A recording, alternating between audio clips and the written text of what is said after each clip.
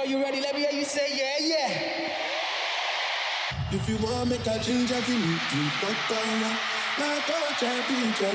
Afrobeat artists are making headlines with their sold-out shows and international tours, achieving remarkable milestones in the global music scene. The journey to a sold-out show involves several phases, beginning with meticulous planning and organization. Tour organizers, investors, and production crews collaborate to manage cost and logistics. The marketing teams then create the buzz to ensure tickets sell out.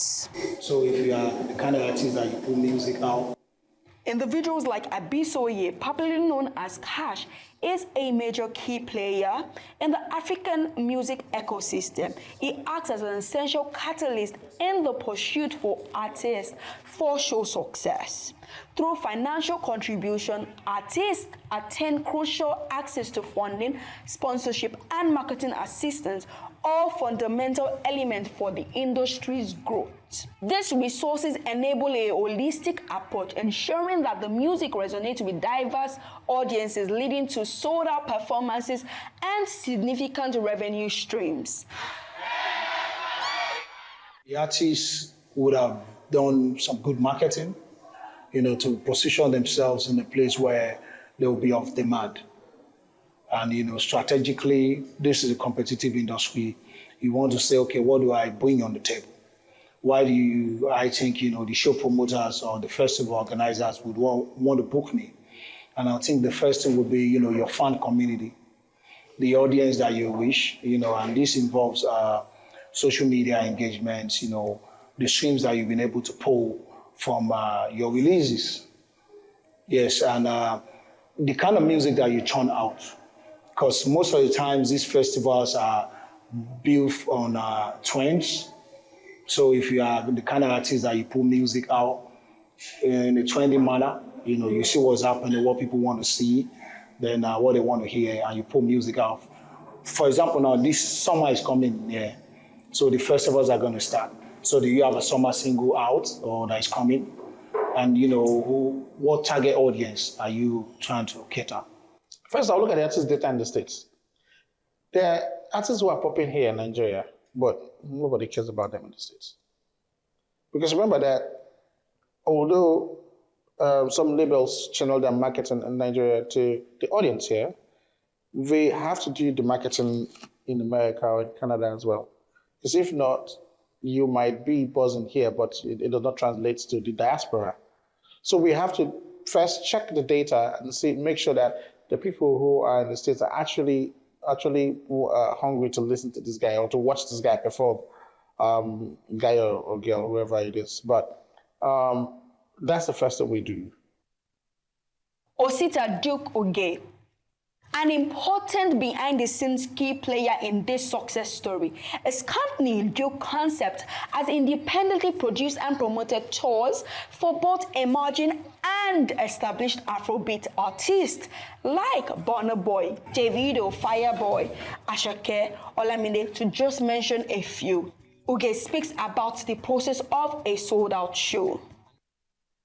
It's funny because when you go on Twitter and there's anyway, you're talking about with draggers, the show sold out, the show not sold out. If a show is configured for 200 people, if that 200 tickets is sold out, it's technically sold out. If a show is configured, so even if you go into a venue and the setup of the venue is for 200 people, if it's sold out, it's sold out. Now, if someone comes again and configures that same venue and is able to configure it for 500 people, and it's sold out, it's sold out. Although both of them have sold different capacity on that same venue, but they're both sold out shows. So what do you mean by different capacity? So if you come to a venue and maybe a venue that can do seated and venue that can do they can do both seated and standing, right? Mm-hmm. The seated show might take only 200 people, right? Mm-hmm. And when you remove all the seats, it can now take 500 people. Mm. Does that make sense? Yeah, it makes sense. Now, the artists who did a seated show and sold 200 tickets sold out. But the artists who did 500 shows and sold 500 tickets sold out as well. So it's relative.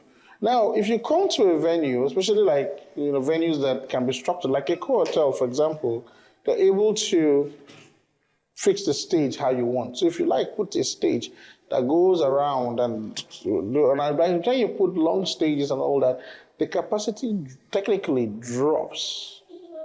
Okay. Okay, so you're probably going to accommodate less people.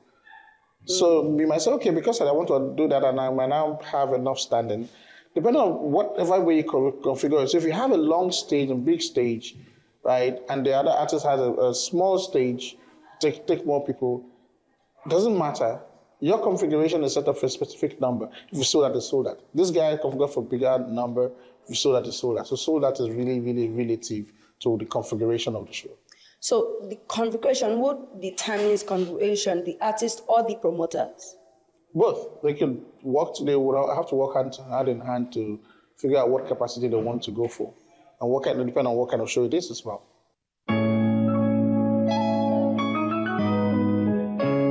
The cost of booking artists for tours is influenced by several unique factors. Osita Duke Oge, popularly known as Duke Concept, has more on understanding how these elements can help event organizers budget more effectively and make informed decisions, ultimately enhancing the experience for concert goers.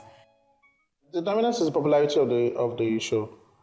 The popularity of the artist. Right? How popular the artist is in the city, one, and how the artist's live performances is to the audience. So that would determine, how the excitement is for people to see them live. There's some artists that are fantastic, people don't care to see them live, right? Or they have to pull to for people to want to see them. So those ones that you have to pull to, the customer acquisition cost is higher, right? But the ones who give electrical performances or electrifying performances per se, those ones, by the time you put it up, you spend less to be able to convince people to come because people already know that they are going to put up a show.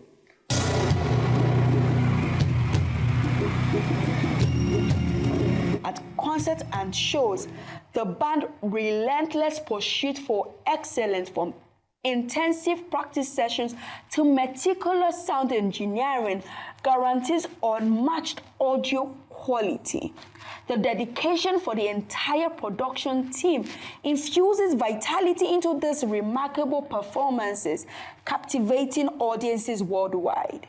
Now, let's gain insight from Olusegun Music on the technicalities surrounding sound.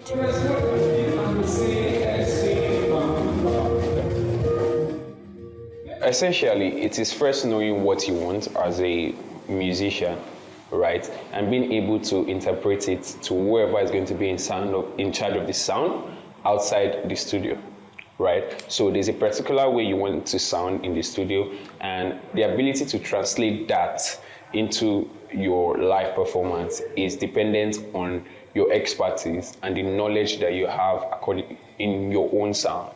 Do you understand? So that's basically it. So it is first knowing that this is how I want my things to sound, and be present at sound check, which is very important.